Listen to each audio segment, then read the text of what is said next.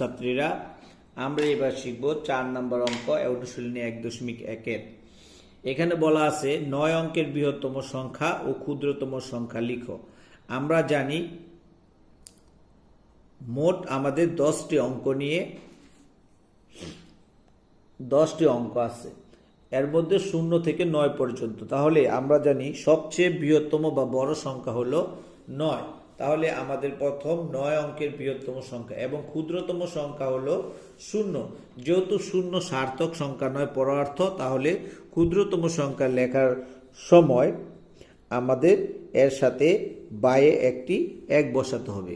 তাহলে আমরা যদি লিখি 9 অঙ্কের বৃহত্তম সংখ্যা, 9 অঙ্কের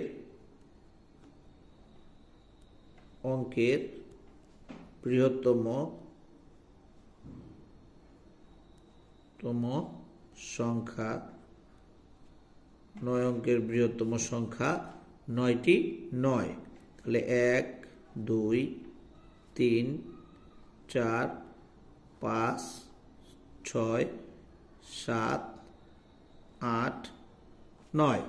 তাহলে 9 অঙ্কের বৃহত্তম সংখ্যা মানে যত অঙ্কের বলে ততটা 9 লিখলেই চলবে। সুপ্রিয় ছাত্রছাত্রী, এরপর আমরা লিখব 9 অঙ্কের ক্ষুদ্রতম সংখ্যা। 9 অঙ্কের ক্ষুদ্রতম সংখ্যা, যেহেতু 9 অঙ্কের ক্ষুদ্রতম সংখ্যা 9টা শূন্য লিখতে, যেহেতু শূন্য ক্ষুদ্রতম সংখ্যা, যেহেতু শূন্য উচ্চারণ করা যায় না, তাহলে যতটা অঙ্ক বলা হয় তার থেকে একটি শূন্য কম দিয়ে আগে আমরা একটি 1 লিখব। তাহলে 1 সংখ্যা লিখলাম, আর লিখব 8টি শূন্য, 1 2 3 4 5 6 7 8। তাহলে কয়টি হলো? 1 2 3 4 5 6 7 8 9। তাহলে এখানে হলো 9 অঙ্কের ক্ষুদ্রতম সংখ্যা। সুপ্রিয় ছাত্রছাত্রীরা, যত অঙ্কের ক্ষুদ্রতম সংখ্যা বলে তাহলে তোমরা অতি সহজেই লিখতে পারবে। তোমরা মনে রাখবে সবচেয়ে বৃহত্তম সংখ্যা হলো 9 এবং ক্ষুদ্রতম সংখ্যা হলো 0। যেহেতু ক্ষুদ্রতম সংখ্যা পূর্ণভাবে উচ্চারণ করা যায় না, এর জন্য তার সাথে একটি 1 ব্যবহার করতে হয়। এবার আমরা শিখব 5 নম্বর অঙ্ক, 1.1 5 নম্বর অঙ্ক। এখানে বলা আছে একই অঙ্ক মাত্র একবার ব্যবহার করে 7 অঙ্কের বৃহত্তম ও ক্ষুদ্রতম সংখ্যা গঠন করো। এই নিচে 7টি অঙ্ক দেওয়া আছে, 4 5 1 2 8 9 এবং 3। এই সংখ্যাগুলো একবার ব্যবহার করে বৃহত্তম সংখ্যা এবং ক্ষুদ্রতম সংখ্যা গঠন করতে হবে।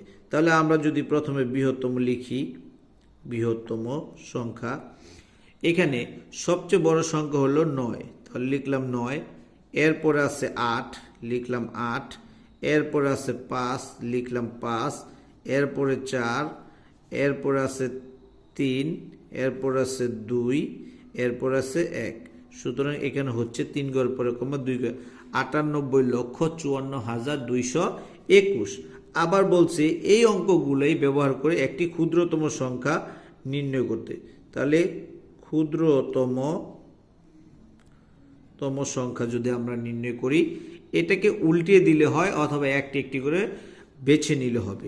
যেমন আমরা যদি এটাকে উল্টে দিই 1 2 3 4 5 8 9, তাহলে এখানে হচ্ছে 12,34,589।